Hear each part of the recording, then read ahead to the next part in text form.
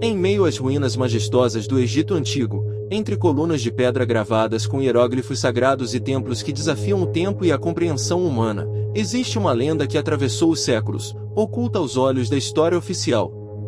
Essa lenda não está registrada nos livros escolares, tampouco é reconhecida pelas instituições religiosas ou acadêmicas contemporâneas. Ela vive nos sussurros dos desertos, nas meditações dos buscadores espirituais e nas entrelinhas dos manuscritos herméticos. É a história da Irmandade de Luxor, uma fraternidade espiritual ancestral que teria suas origens fincadas nos mais profundos mistérios do Egito Sagrado e que, segundo muitos, permanece viva, embora invisível, até os dias de hoje. A Irmandade de Luxor é frequentemente citada como uma das ordens esotéricas mais antigas e influentes da humanidade. Segundo relatos ocultistas e tradições esotéricas preservadas ao longo dos séculos, essa fraternidade não era uma simples congregação de religiosos ou filósofos, mas uma verdadeira escola de mistérios, dedicada à elevação espiritual do ser humano. Luxor, uma das cidades mais sagradas do Antigo Egito, conhecida na antiguidade como Tebas, era o centro de operações dessa irmandade, servindo de ponte entre o mundo material e os reinos superiores da existência. Luxor, como local físico, foi um dos centros religiosos mais importantes do Egito. Lá se encontrava o Templo de Karnak, dedicado ao deus Amon-Ra, o Sol Central. Mas além dos templos visíveis aos olhos humanos, tradições esotéricas afirmam que ali também existia, e ainda existe, um templo etérico, invisível aos sentidos comuns, onde mestres espirituais da mais alta hierarquia continuam a instruir almas preparadas. Esse templo seria a sede da Irmandade de Luxor no plano espiritual, onde os ensinamentos da ascensão, da purificação e do autoconhecimento continuam sendo transmitidos àqueles que são capazes de sintonizar com sua frequência elevada. A Irmandade, segundo essas fontes, era composta por iniciados que haviam alcançado um alto grau de desenvolvimento espiritual, eram homens e mulheres que haviam passado por rituais secretos, enfrentado provas internas e externas, superado os próprios medos, desejos e limitações humanas, e, finalmente, despertado para sua natureza divina. Esses iniciados se tornavam sacerdotes místicos, alquimistas espirituais, guardiões de um conhecimento que jamais poderia ser profanado. Sua missão era preservar os segredos da criação, orientar a evolução da humanidade e manter viva a chama da verdade espiritual. Diferente de outras ordens ocultistas que se manifestaram publicamente ao longo da história, como os Rosacruzes ou os maçons, a Irmandade de Luxor sempre operou em níveis mais sutis, preferindo o silêncio à exibição, a vibração ao verbo. Poucos escritos sobreviveram com menções diretas à Irmandade, e os que existem são vagos, envoltos em linguagem simbólica ou codificada.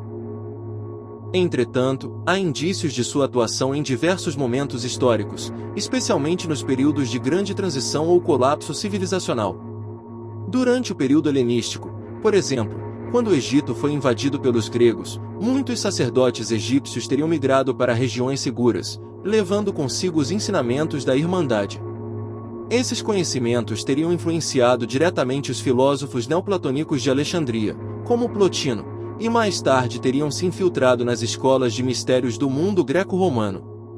Mais ainda, muitos estudiosos afirmam que Moisés, iniciado nos mistérios egípcios, teria tido contato direto com a Irmandade de Luxor, e que parte das leis e preceitos que ele transmitiu ao povo hebreu carregam elementos desses ensinamentos. Já em tempos modernos, especialmente no século XIX, surgiu uma organização conhecida como Hermetic Brotherhood of Luxor, a Irmandade Hermética de Luxor. Essa sociedade secreta, com sede em parte da Europa e América, afirmava seguir os princípios espirituais da Irmandade original. Seus ensinamentos incluíam alquimia espiritual, magia cerimonial, autotransformação e práticas de ascensão. Embora alguns considerem que essa organização era apenas uma réplica moderna sem conexão direta com a verdadeira irmandade espiritual, há aqueles que acreditam que seus líderes estavam, de fato, em contato com os mestres invisíveis de Luxor. Entre esses mestres, destaca-se a figura de Serapis Bey, considerado na teosofia e na tradição da Fraternidade Branca um dos grandes instrutores da humanidade. Serapis Bey seria o Shoam, ou Senhor, do quarto raio da ascensão, da pureza e da harmonia. Ele é frequentemente descrito como o atual dirigente do templo etérico de Luxor e guia espiritual daqueles que buscam a ascensão à luz. Acredita-se que ele foi, em vidas passadas, o faraó Akenaton, o mestre Pitágoras e o arquiteto da ascensão espiritual do planeta. Serapis é conhecido por sua disciplina rigorosa, seu foco na elevação moral e espiritual e por ser um mentor exigente, porém profundamente comprometido com o progresso da alma humana.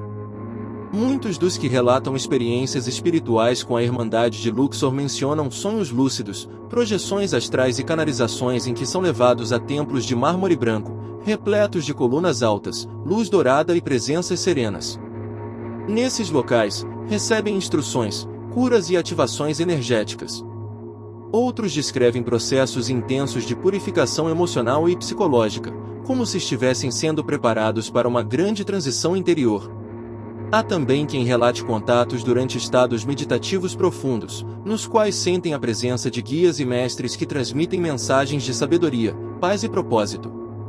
Outras teorias apontam que a Irmandade de Luxor está ligada a civilizações anteriores ao Egito, como Atlântida e Lemúria. Segundo essas visões, o Egito teria sido herdeiro direto de um saber ancestral perdido, e os templos egípcios seriam recriações simbólicas dos templos de sabedoria das civilizações submersas. A Irmandade de Luxor, então, não teria surgido no Egito, mas ali teria encontrado um ponto fértil para florescer novamente. Seus mestres, chamados por alguns de Filhos da Luz, seriam remanescentes desses tempos esquecidos, cujos ensinamentos ecoam nos mistérios egípcios, nas tradições maias, nas lendas druidas e em outras sabedorias espalhadas pelo mundo. Em diversas tradições esotéricas modernas, acredita-se que membros da Irmandade de Luxor atuam também em planos sutis na supervisão da transição planetária atual. Esses mestres espirituais estariam cooperando com outras fraternidades da luz, como a Fraternidade Branca Universal, os Sete Raios, e a hierarquia espiritual da Terra, para auxiliar a humanidade neste período de despertar coletivo. Muitos canalizadores e médios afirmam receber instruções diretamente desses seres, que orientam grupos espirituais, curadores, terapeutas e líderes conscientes ao redor do mundo. Há ainda uma perspectiva iniciática que sugere que o aspirante só acessa os mistérios da Irmandade de Luxor após vencer sucessivas iniciações internas, o domínio dos elementos, o despertar da Kundalini, a superação do ego, a expansão da consciência crística. Cada etapa abriria portas internas, permitindo o acesso ao templo invisível de Luxor, onde Neófito se torna discípulo, e o discípulo, por fim, mestre.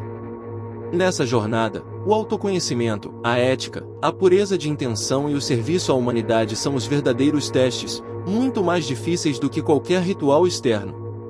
A Irmandade de Luxor, em sua essência, representa mais do que uma ordem oculta. Ela simboliza uma frequência de consciência. Entrar em sintonia com ela não depende de uma filiação formal, mas de um compromisso interno com a própria verdade, com a pureza de intenção e com o desejo sincero de servir à luz. Por isso, muitos acreditam que a Irmandade ainda atua silenciosamente, influenciando artistas, líderes espirituais, cientistas conscientes e todos aqueles cuja missão é elevar a vibração do planeta. Seus ensinamentos ecoam nos estudos sobre geometria sagrada, nos códigos herméticos, nas tradições alquímicas e nos símbolos que permeiam a arquitetura dos templos antigos e das catedrais medievais. Em última análise, a Irmandade de Luxor pode ser compreendida como uma escola de mistérios eterna, sempre presente, mas acessível apenas àqueles que verdadeiramente buscam a iluminação com humildade e perseverança. Ela não se impõe, não se anuncia, não busca seguidores. Seu chamado é silencioso, como o bater de asas de uma ave no deserto. E aqueles que o escutam, e o reconhecem, sabem que uma nova jornada começa, não para fora, mas para dentro de si mesmos, rumo ao reencontro com o divino. Porque, talvez, a Irmandade de Luxor nunca tenha sido apenas uma instituição. Talvez ela seja um estado de consciência, uma memória ancestral adormecida em nossa alma, aguardando o momento de ser despertada. E quando isso acontece, tudo muda. O mundo deixa de ser apenas matéria, e passa a ser símbolo, energia, propósito. A vida ganha sentido. E a jornada do espírito, que sempre esteve em curso, encontra finalmente seu caminho de volta à luz primordial.